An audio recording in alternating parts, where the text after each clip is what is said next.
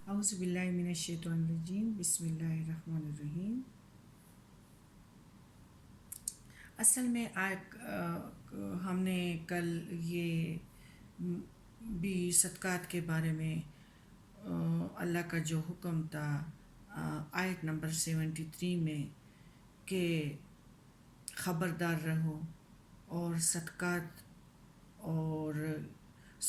اور خیرات یہ ساری چیزیں جو ہے ایسے محتاجوں کے لیے ہے جو اللہ کی راہ میں نکل گئے ہوں، اور یا وہ سفید پوش جنہیں آپ خوشحال سمجھتے ہیں، تو وہ تو کسی سے لپٹ کر تو نہیں مانگتے، لیکن عقل والوں کو چاہیے کہ ان کو چہرے سے پہچان لے اور ان کو دیں۔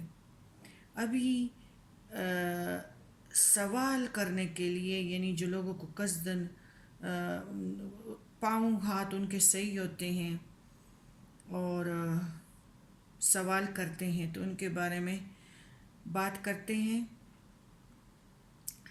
ابو سعید خدری رضی اللہ تعالیٰ عنہ فرماتے ہیں کہ نبی کریم صلی اللہ علیہ وآلہ وسلم نے فرمایا، جو شخص سوال سے بچے اللہ بھی اسے بچائے گا، اور آزمائش سے بڑے پرسکون طریقے سے اللہ تعالیٰ ایسے بندوں کو آزمائش سے بڑے پرسکون طریقے سے نکالتا ہے، اور پھر ان کی حاجتوں کی مطلب اللہ تعالیٰ ہی حاجتوں کو پورا بھی کرتا ہے، اور اللہ تعالیٰ ہی ان کا حمایتی بن جاتا ہے، اور کسی کے کان پتہ نہیں چلتا۔ لیکن ہم کب قرآن پڑھتے ہیں، کب سیکھ رہے ہیں، کب سیکھنے کے لیے بیٹھتے ہیں؟ ہم تو دنیا کے کاموں میں مصروف ہیں، اپنا قیمتی وقت اسی دنیا پہ خرچ کر رہے ہیں۔ آئیں کہ ہم اکٹھے بیٹھیں اور اپنے قیمتی وقت کو بچائیں اور اس کو ضائع کرنے سے بچائیں۔ تو اب ہے کہ ہمیں ایسی باتوں کا پتہ چل گیا کہ بہترین زندگی ہم شروع کر سکتے ہیں، کہ اللہ تعالیٰ فرماتے ہیں کہ جو بندے سوال نہیں کرتے، اللہ سے مدد مانگتے ہیں صبر کے ساتھ، تو اللہ تعالیٰ فرماتے ہیں میں ایسے کو بے پرواہ کر دیتا ہوں، اور پھر جو لوگ کوشش کرتے ہیں تو پھر ان کو صبر بھی دیتا ہوں۔ اللہ تعالیٰ ہی انہیں صبر دیتا ہے، اور بے پرواہی بھی کر دیتا ہے۔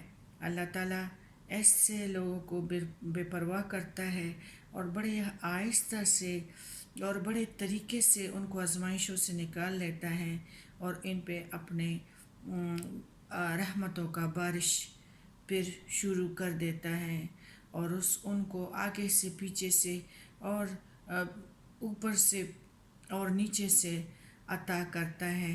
اللہ تعالیٰ ایسے لوگوں کو اپنے رحمت کے سائے کے نیچے ہی لاتا ہے، لیکن تب اگر کوئی یہ کرے۔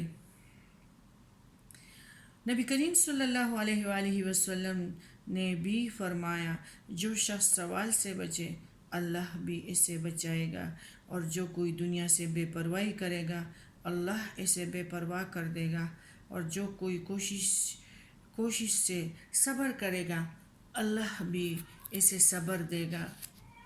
ہمارے اندر صبر پیدا کرنے کا طریقہ تھوڑی دیر کے لیے ہے، اور سختی ہے، پھر آٹومیٹکلی وہ چیز صبر ہم پہ چڑھ جاتی ہے، اور صبر سے بہتر اور کشادہ تر کسی کو کوئی نعمت نہیں ملی۔ حضرت ابو ہریرہ رضی اللہ تعالیٰ عنہ فرماتے ہیں کہ آپ صلی اللہ علیہ وآلہ وسلم نے فرمایا، اس ذات کی قسم جس کے ہاتھ میں میری جان ہے، اگر کوئی شخص اپنی رسی اٹھائے اور لکڑی کا گٹھا اپنی پیٹھ پر لاد کر لائے تو یہ اس سے بہتر ہے کہ جا کر کسی سے سوال کرے، اور وہ اسے دے یا نہ دے۔ بخاری حوالہ اے زن۔ حضرت عبداللہ بن عمر رضی اللہ تعالیٰ عنہ فرماتے ہیں کہ نبی کریم صلی اللہ علیہ وسلم نے فرمایا، سوالی جو ہمیشہ لوگوں سے مانگتا رہتا ہے قیامت کے دن اس حال میں آئے گا کہ اس کے منہ پر گوشت کی ایک بوٹی بھی نہیں ہوگی۔ ہمیں چاہیے کہ جو سوال کرتے ہیں ان کو کچھ دیں بھی، لیکن طریقے سے۔ اگر بچہ ہو تو ہمیں اس کو سمجھانا بھی ہے کہ بیٹا آپ کو پتہ ہے قبر میں آپ سے یہ اوپر والا اسکن اتارا جائے گا، پھر لایا جائے گا اور اس کو پھر اتارا جائے گا، خون و خون اٹھو گے قیامت کے دن۔ تو پھر بچے کو سمجھانا بھی ہے اور کچھ دینا بھی ہے۔ تو ہمارے جو یہ نوجوان نسل بھیک پہ سڑکوں پہ نکل آئی ہیں، تو انشاءاللہ طریقے سے ان کو ہم مسجدوں کے ممبر پہ بھی لا سکتے ہیں۔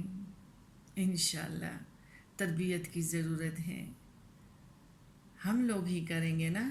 نبی کریم صلی اللہ علیہ وآلہ وسلم نے فرمایا، میری امت میں تھوڑے سے لوگ اٹھیں گے اور باقی کو آواز دیں گے، یا صباحا، تو تب یہ سارا کام ہوگا بہتر طریقے سے۔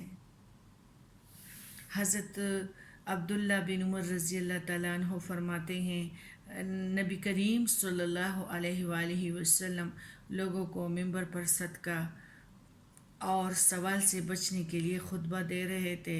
آپ صلی اللہ علیہ وسلم نے فرمایا، اوپر والا ہاتھ نیچے والے ہاتھ سے بہتر ہے۔ اوپر والے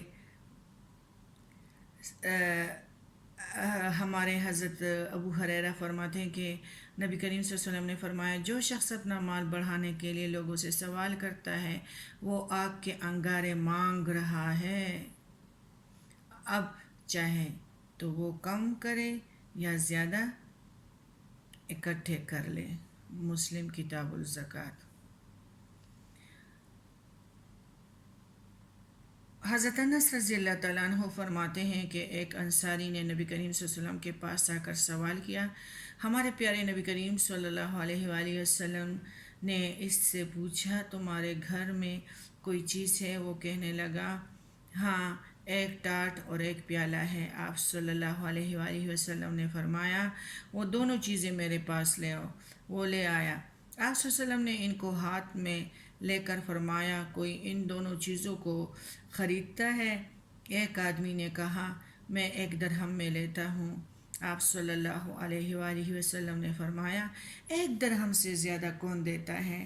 آپ صلی اللہ علیہ وسلم نے یہ بات 2-3 بار دہرائی تو ایک آدمی کہنے لگا، میں انہیں 2 درہم میں خریدتا ہوں۔ آپ صلی اللہ علیہ وآلہ وسلم 2 درہم لے کر وہ چیزیں اس آدمی کو دے دیے۔ اب آپ صلی اللہ علیہ وآلہ وسلم نے اس انصاری کو 1 درہم دے کر فرمایا، اس کا گھر والوں کے لیے کھانا خریدو، اور دوسرے درہم پر جاؤ بازار سے کلہاڑی لے آؤ میرے پاس۔ جب وہ کلہاڑی لے آیا، آپ صلی اللہ علیہ وسلم نے اپنے دست مبارک سے اس میں لکڑی کا دستہ ٹھونکا، پھر اسے فرمایا، جنگل سے لکڑیاں کاٹ کر یہاں لا کر بھیجا کرو اور 15 دن کے بعد میرے پاس آنا۔ 15 دن میں اس شخص نے 10 درہم کمائے، چند درہموں کا کپڑا خریدا اور چند کا کھانا، اور آسودہ حال ہو گیا۔ 15 دن کے بعد آپ صلی اللہ علیہ وآلہ وسلم نے فرمایا، تیرے لیے اس چیز سے بہتر ہے کہ قیامت کے دن سوال کرنے کی وجہ سے تیرے چہرے پر برے نشان ہو اور زخم ہو۔ حضرت عوف بن مالک اشجعی رضی اللہ تعالیٰ عنہ فرماتے ہیں کہ ہم 7-8 آدمی رسول اللہ صلی اللہ علیہ وآلہ وسلم کے پاس بیٹھے ہوئے تھے۔ آپ صلی اللہ علیہ وآلہ وسلم نے فرمایا، اللہ کی عبادت کرو، اس کے ساتھ کسی کو شریک نہ کرو، 5 نمازیں ادا کرو اور اللہ کی فرما برداری کرو، اور ایک بات چپکے سے کہیں کہ لوگوں سے کچھ نہ مانگنا۔ پھر میں نے ان میں بعض افراد کو دیکھا کہ اگر اونٹ سے ان کا کوڑا گر پڑتا تو کسی سے سوال نہ کرتے، وہ انہیں پکڑوا دیں، یہاں تک ان لوگوں نے کہ یہ جرابیں مجھے دو، گلاس میں پانی لا کے دو، یعنی جس طرح ہم لوگ کرتے ہیں، تو پھر ان لوگوں نے یہ کام بھی شروع کر دیا، کیونکہ اس میں کیا ہے کہ میں لوگوں کو دنیا سے بے نیازی عطا کرتا ہوں،